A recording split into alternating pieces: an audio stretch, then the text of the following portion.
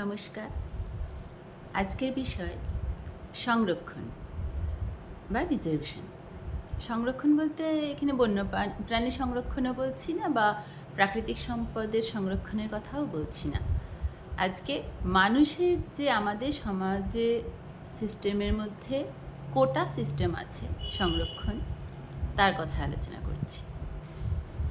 এই সংরক্ষণ বা কোটা সিস্টেম আজকে নতুন নয়, এর ধরন পাল্টেছে। কিভাবে এটা মেনটেন করা হবে সেই নিয়মগুলো পাল্টেছে, কিন্তু বহু প্রাচীন কাল থেকেই আমাদের সমাজে সংরক্ষণ পদ্ধতিটা রয়েছে বা কোটা সিস্টেম রয়েছে। এখন কীরকম রয়েছে আমাদের মোটামুটি একটা ফ্রেম সকলেরই জানা, যে কাস্ট ওয়াইজ কিছু ভাগ করা রয়েছে, এসসি এসটি ওবিসি এইরকম সংরক্ষণ সিট বিভিন্ন জায়গায়, চাকরি ক্ষেত্রে হোক বা পড়াশোনার ক্ষেত্রে ভর্তির জায়গায় এই সংরক্ষণটা আমরা ব্যবহার করে থাকি।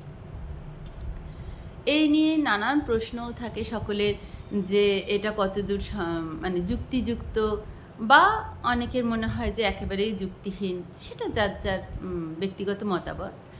আজকে আমি আলোচনা করি যে এটা কতদিন থেকে চালু হয়েছে। দেশ স্বাধীন হবার সময় থেকে এই এখন যেই সংরক্ষণটা আমরা দেশের মধ্যে দেখছি ভারতবর্ষে, সেটা শুরু হয়েছে। কিন্তু কিছু কিছু মানুষের প্রশ্ন জেগেছে মনে। আমি মানে সোশ্যাল মিডিয়াতে এটা শুনলামও, যে ব্রাহ্মণরা আগে, ব্রাহ্মণ বলতে একটা কাস্ট সিস্টেমের ব্রাহ্মণ, তারাই আগে সংরক্ষণটা ব্যবহার করেছে, পড়াশোনা এগুলো নিয়ে তারাই থেকেছে, তাই পুরো 100% কোটা তাদেরই ছিল, তারাই পড়াশোনা করতে, অন্য কাউকে পড়তে দেয়নি। এবার আসি, এটা কথাটা শুনে আমাদের মনে হচ্ছে যে সত্যি সত্যি পড়তে দেয়নি ব্রাহ্মণরা, কিন্তু আমি আগেও আলোচনা করেছি ব্রাহ্মণ কারা এটা জন্মসূত্রে ছিল না।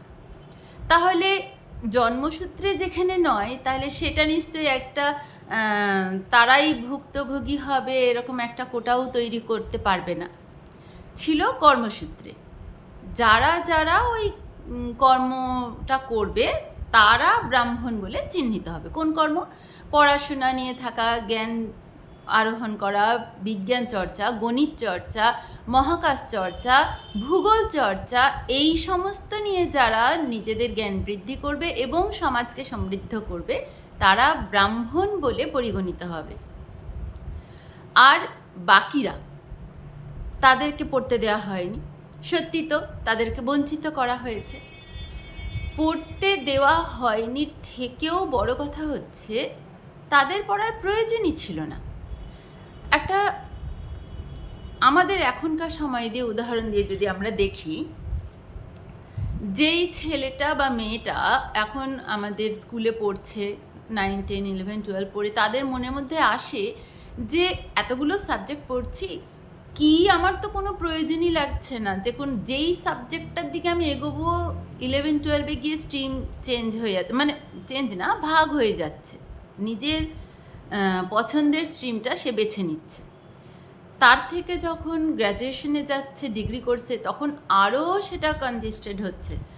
যখন সেটা আরও পোস্ট গ্র্যাজুয়েশনে যাচ্ছে, তখন সেটারও ভাগ হয়ে একদম পারফেক্ট নিজের যেই লাইনে এগোবে সেই দিকে সে পড়াশোনা করছে। তাহলে এটা তো তার চয়েস বলছি। চয়েসটা কিভাবে? ধরুন আমি ছোটো থেকে বাংলা, ইংলিশ, ইতিহাস, ভূগোল, গণিত সব পড়েছি। এবার 11-এ যখন উঠলাম তখন আমি সায়েন্স স্ট্রিমটা বেছে নিলাম। যেই আমি কলেজে গেলাম তখন সায়েন্সের মধ্যেও বায়োসায়েন্স নিলাম, তার মধ্যে আবার একটা সাবজেক্ট নিলাম অনার্সে, এরকম। এবার ওই অনার্সে ধরুন একটা কোনো জুলজি, বটনি, যা হোক একটা বায়োলজির সাবজেক্ট নিয়ে পড়ছি, সেইটার বিভিন্ন 4টে কি 5টা পেপার আছে। যখন আমি পোস্ট গ্র্যাজুয়েশন করতে যাব তখন সেইটার মধ্যে থেকে একটা, মানে আরও ডিটেলসে পড়ছি, কারণ আমি ওই বিষয়টা নিয়েই পড়াশোনা করবো। ওই বিষয়ে হয় কলেজে অধ্যাপক পড়ানোর চেষ্টা করব বা স্কুলে পড়াবো বা কোনো ওই বিষয়টাই কাজে লাগবে এরকম পড়াশোনা করে সেরকম চাকরি বাকরির দিকে এগোবো, তাহলে যেই ছেলেটা বা মেয়েটা ডাক্তারি পড়ছে তার মনে হচ্ছে যে আমার ইতিহাসটা অকারণ পড়েছিলাম। আবার যে ফিজিক্সে অনেক কঠিন কঠিন বিষয় নিয়ে রিসার্চ করছে তার মনে হতেই পারে অকারণ বায়োলজিটা পড়েছিলাম।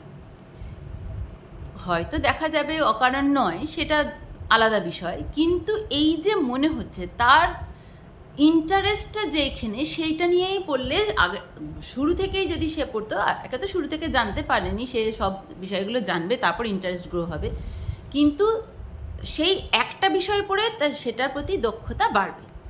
তো যেই ছেলেটা বা মেয়েটা বাস চালানোর কাজ করছে সে তখন ভাবছে না অকারণ কি কোন মাটিতে কি চাষ করলে ভালো হয় বা এই সব পড়ে আমার কি হবে।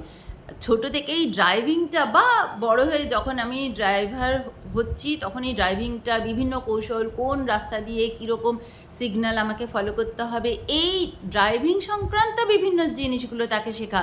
শুধু ড্রাইভিং সংক্রান্ত না, গাড়ির বিভিন্ন পার্টস সম্বন্ধে, কারণ সে গাড়ি নিয়ে বেরোচ্ছে রাস্তায়, নানা রকম প্রবলেম হলে সেটাকে যাতে নিজে সলভ করতে পারে, তাই সেই সংক্রান্ত তার জ্ঞানটা থাকতে হবে। মানে এইবার চলে আসলাম আমরা ভোকেশনাল সাবজেক্ট পড়ার বিষয়ে, যে যেরকম পথে বা রোজগারের জন্য যেই কাজটা করবে সেই বিষয়ে, যে চাষবাস করবে তাকে অবশ্যই মাটি সম্বন্ধে, সার, পেস্টিসাইড বা বৃষ্টি কখন হবে, কোন সিজনে কোন ফসলটা, কোন বীজটা ভালো হবে, নতুন কোনটা আসছে, হারভেস্টিংয়ের টাইম কোনটা, এগুলো সম্বন্ধে তার একদম ক্লিয়ার নলেজ থাকতে হবে, তাহলেই না সে ভালো চাষি হতে পারবে।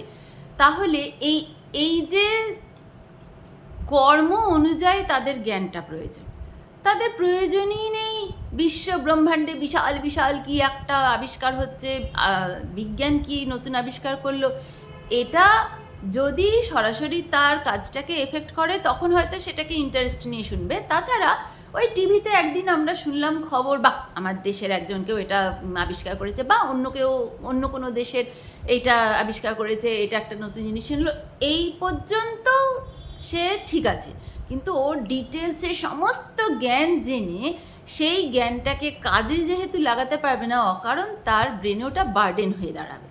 সব কিছু জানার তো প্রয়োজনই নেই, যার ইন্টারেস্ট যেই কাজটায় সেটা সম্বন্ধেই জানবে। যে চাষি তার চাষবাস সংক্রান্ত সমস্ত শিক্ষা দরকার, যে স্বর্ণকার তার স্বর্ণ ধাতুর বিষয়ে বা তার কাজটা এগিয়ে নিয়ে যাওয়ার জন্য যা যা শিক্ষা দরকার সেইটা, তার ব্যবসা চালাতে গেলে কোন খুঁটিনাটি বিষয় জানতে হবে সেই শিক্ষা তার দরকার। তাহলে সেই রকম রিজার্ভেশনই তো ছিল তখন, যেই ক্ষত্রিয় যারা, তারা অস্ত্র শস্ত্র চালনা করতে, কিভাবে রাজ্য শাসন করবে, কিভাবে প্রজা প্রতিপালন করবে, রাজা হয়ে কিভাবে রাজধর্ম পালন করবে, এই শিক্ষাগুলো তাদের দেওয়া হতো। যারা বৈশ্য তারা ব্যবসা বাণিজ্য কিভাবে করবে, এটা তো খুব মানে জেনারেল একটা ভাগ, ব্রাহ্মণ ক্ষত্রিয় বৈশ্য শূদ্র করে দিলাম। এর মধ্যেও যে ক্ষুদ্র ক্ষুদ্র নানান বর্ণের তৈরি হয়েছিল, জেলে, চাষি, কর্ম যত মানুষ বেড়েছে, পৃথিবী যত এগিয়েছে, তত বিভিন্ন রকমের প্রফেশন এসেছে পৃথিবীতে। সেই প্রফেশনকে বেস করে যেই রকম শিক্ষা দরকার সেই শিক্ষাগুলোই তারা নিয়েছে। তাহলে এইটা যদি আমরা রিজার্ভেশন বলি তাহলে তাই। এবার সব বিষয়ে একটা সাম্য জ্ঞান, অনেকে যেটাতে ইন্টারেস্ট সব কিছুতে একদম মূলে গিয়ে সেই জ্ঞানটা মাস্টার হওয়ার, যাদের ওরকম ইচ্ছা রয়েছে, যাদের আগ্রহ রয়েছে, যাদের সেরকম ব্রেন ক্যাপাসিটি রয়েছে, তারা সেই রকম পড়াশোনা করে তারা হতেন ব্রাহ্মণ। এবার একটা কলেজের প্রফেসর, উনি যেই বিষয়টা বেশি ভালো পড়াচ্ছেন, তাছাড়াও অন্যান্য বিষয়গুলো উনি ভালো, একেবারে মাস্টার না হলেও মোটামুটি জানেন, তার জন্যই তার কাছে গিয়ে আমরা শিখতে যাচ্ছি। সেই রকমই তো ব্রাহ্মণ যিনি হচ্ছেন সমস্ত বিষয়ে জ্ঞান অর্জন করার জন্য জ্ঞান পিপাসু মানুষ, তিনি জ্ঞান অর্জন করতেন, জ্ঞান চর্চা করতেন, মানুষকে শেখাতেন। এইটা তার কাজ ছিল। যারা এই কাজটা করতেন, যারা ছোট থেকে সেই ইন্টারেস্ট দেখিয়ে, সেরকম ব্রেন ক্যাপাসিটি দেখিয়ে পড়াশোনা করেছেন, তারা ব্রাহ্মণ হয়েছেন। তাহলে এই রকম রিজার্ভেশন হলে সমাজের তো উন্নতিই হবে। যে যেটাতে ইন্টারেস্ট সেই বিষয়টাতেই পড়াশোনা করবে, অকারণ অন্য সাবজেক্ট দিয়ে আমাদের সাধারণ মানুষের ব্রেনের ক্যাপাসিটিকে একেবারে তোয়াক্কা না করে অকারণ তার উপর বোঝা চাপিয়ে দিয়ে কী লাভ? যার যেই শিক্ষাটাতে তার নিজের রোজগারের সাহায্য হবে, নিজের প্রফেশনের লাইনে ভালো মতো কাজ লাগাতে পারবে, সেই শিক্ষাটাই সে নিচ্ছে। আমি একজন টিচার, আমি বিএড ডিএড এগুলো করব, এই সব না করে যদি আমি মেডিকেলের বা ইঞ্জিনিয়ারিংয়ের শিক্ষা যদি নিতেই পারি, নিয়ে আমার জ্ঞান বাড়বে, কিন্তু আমার টিচিং লাইনে তো সেটা কোনো কাজে দিল না। বা একজন ডাক্তার, সে তার মেডিকেল লাইনে যাবতীয় ট্রেনিং সেগুলো তার দরকার, যখন যখন যেটা বেরোবে সেটা দরকার। না হলে অন্য ট্রেনিংয়ে তার তো কীভাবে ঐতিহাসিকেরা খনন কার্য করে, কীভাবে প্রাচীন জিনিসকে ডেটিং করে, এগুলো তিনি মাস্টার হয়ে কি করবেন? তার তো সেটা কাজে দেবে না। মাঝে মাঝে হয়তো শখ হলে, কারো জানার আগ্রহ বেশি থাকলে জেনে রাখতে পারেন, কিন্তু সেটা তো তার কোনো কাজে দিচ্ছে না প্রফেশনে। তাই সেই রকম রিজার্ভেশন ছিল আদিমকালে, মানে প্রাচীন যুগে, বৈদিক যুগে। তখন এই কারণেই কর্ম অনুযায়ী বর্ণটা ঠিক হতো, কে ব্রাহ্মণ, ক্ষত্রিয়, বৈশ্য বা শূদ্র। এরপরে একদিন আলোচনা করেছিলাম না, যে আস্তে আস্তে যারা যেই পরিবেশটা পাচ্ছে সেই পরিবেশে ইন্টারেস্টটা দেখাতে দেখাতে ওই একই লাইনের পড়াশোনা করছে বা কিছু, এইভাবে আস্তে আস্তে বিভিন্ন কারণে এটা জন্মসূত্রে জাতিভেদ প্রথা শুরু হয়ে যায়, জাতি প্রথা শুরু হয়ে যায়। তার আগে কিন্তু কর্মসূত্রেই ছিল। এবার আসি এখনকার, মানে স্বাধীনতার পরবর্তী সময়ে দেশে যে বিভিন্ন বর্ণ জাতি রয়েছে, অবশ্যই এটা অস্বীকার করার কোনো জায়গাই নেই যে একটা সময় গিয়ে ক্ষমতার অপব্যবহার করে যারা উচ্চ বর্ণ, তথাকথিত উচ্চ বর্ণ, তারা উচ্চ বর্ণ এইটা নিজেদের চিহ্নিত করার মানে একটা সুযোগ তৈরি করেছেন, যে আমরা উচ্চ বর্ণ, তাই বাকিরা নিম্ন বর্ণ। এবার সেই সুযোগটা তারা নিয়েছেন, ক্ষমতার অপব্যবহার করেছেন। সেই কারণেই সমাজে নানা রকম অসন্তোষের সৃষ্টি হয়েছে। আর এই যে কিছু মানুষ পিছিয়ে পড়েছে সমাজে, এটাও বিভিন্ন প্রফেশন বা ব্যবসার প্রয়োজনে যেরকম বিভিন্ন শ্রেণী বা জাতির সৃষ্টি হয় সমাজে, এবার সময়ের সঙ্গে সঙ্গে কিছু কিছু প্রফেশন তার গুরুত্ব হারাতে থাকে, আবার কিছু নতুন প্রফেশন সংযোজন হয়, তখন নতুন জাতির উদ্রেক হয়। আর যেগুলো গুরুত্ব হারিয়ে যায় তার আস্তে আস্তে কিন্তু পিছিয়ে পড়তে থাকে সমাজে, তারা পিছিয়ে পড়া শ্রেণীতে পরিণত হয়। এখনও আমাদের দেখছি যে যেই প্রফেশনগুলোর জন্য আগে মানুষ এত লড়াই করতো, সেইগুলো ছেড়ে অন্যরকম, এই যে এআই এসেছে, কম্পিউটার, যখন প্রথম কম্পিউটার আসে, মানুষ তো কম্পিউটার চালাতেই জানে না, প্রথমে ভয় পাচ্ছে যে কম্পিউটার আসলে কার কী কী ক্ষতি হবে, তারপর তারা সেটাকে আয়ত্ত করে ফেলে। এখন এআই এসছে, এখন আমরা নতুন নতুন বুঝতে পারছি না যে কি হতে চলেছে। এআই আসার পরে নাকি অনেকের চাকরি চলে যাবে। তাহলে যারা এটা ভাবছে যে আমাদের কাজ চলে যাবে, আমাদের কোনো গুরুত্ব থাকবে না, তারা তো পিছিয়ে পড়া শ্রেণীর মধ্যেই চলে যেতে চলেছে। তাহলে যদি সত্যি সত্যি এআইয়ের জন্য এই শ্রেণীর মানুষের কাজ চলে যায়, যার কাজ নেই, সে সমাজে ব্রাত্য হয়ে পড়ে, তখন তার গুরুত্ব কমতে থাকে। সেই পিছিয়ে পড়া শ্রেণী আমাদের সমাজেও এখন বর্তমানে যারা পিছিয়ে পড়া শ্রেণী, তাদেরও একটা সময় প্রচণ্ড গুরুত্ব ছিল তাদের কাজের, তার জন্যই তাদের পিছিয়ে পড়া ছিল না, সমান সমান সকলে ছিল। যখন থেকে তাদের কাজের গুরুত্ব কমতে লাগলো, সেই শ্রেণীর পিছিয়ে পড়তে থাকলো পুরো শ্রেণীটা। তো এইরকমভাবে আমাদের এসসি এসটি ওবিসি বিভিন্ন ক্যাটেগরি ভাগ করে এই সংরক্ষণের ব্যবস্থা করা হয়েছে। অবশ্যই সংরক্ষণের প্রয়োজন রয়েছে। যারা পিছিয়ে পড়ে রয়েছে, কেউ একটা দেশের একটা পোর্শন পিছিয়ে পড়ে থাকলে তো দেশের সার্বিক উন্নয়ন হতে পারে না। তাই সকলকে নিয়ে এগোতে হবে। কিন্তু একেবারে অন্ধের মতো যদি আমরা এই রিজার্ভেশনকে ফলো করি, সেটাও কিন্তু পিছিয়ে দেওয়াকেই আরেক 2 ধাপ মানে আরও একটু ঠেলে দেবে। কীরকম?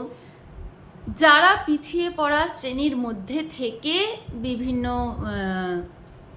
সমাজে প্রচলিত কোটা সিস্টেম ব্যবহার করে এগিয়ে আসতে সমর্থ হয়েছে, পড়াশোনা করা হোক, চাকরি বাকরিতে তারা রিজার্ভেশন ব্যবহার করেছে, এরপর তারা যদি বংশ পরম্পরায় সেইটা ব্যবহার করেই যায়, তাহলে তো সেটার আর কোনো গুরুত্বই থাকলো না।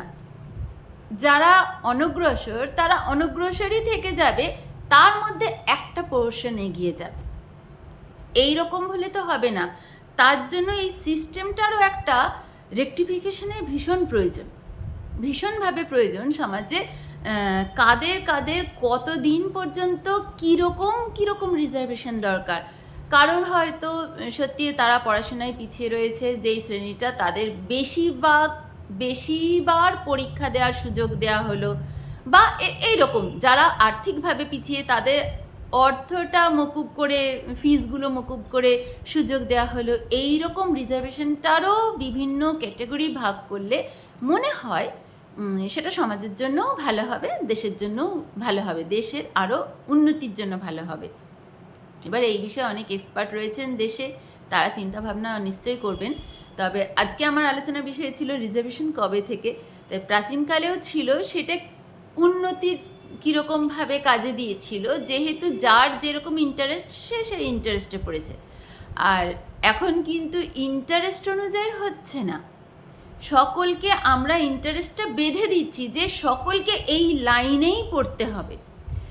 মাছ, বাঁদর, পাখি সকলকে একই পরীক্ষা দিতে হবে যে কে গাছে ভালো উঠতে পারে অথবা কে ভালো সাঁতার কাটতে পারে। তাহলে সেখানে সাঁতার কাটার পরীক্ষা হলে মাছ তো ফার্স্ট হবে, বাঁদর আর পাখি তো ফেল করবে, এটা তো জানা কথা। আর আমাদের এডুকেশন সিস্টেমটাই এখন সকলকে ওই একটাই পরীক্ষা দিতে হবে। এইটা যদি ভাগ করা যেত, ইন্টারেস্ট শুধু না, যে যেই ফিল্ডে রয়েছে, যেই প্রফেশনটাকে কাজে লাগাচ্ছে সেই অনুযায়ী তার শিক্ষাটা, তাহলে মনে হয় আরও ভালো প্রোডাক্টিভিটি দেখা যেত। এইটুকুনি আর কি বলার। ধন্যবাদ।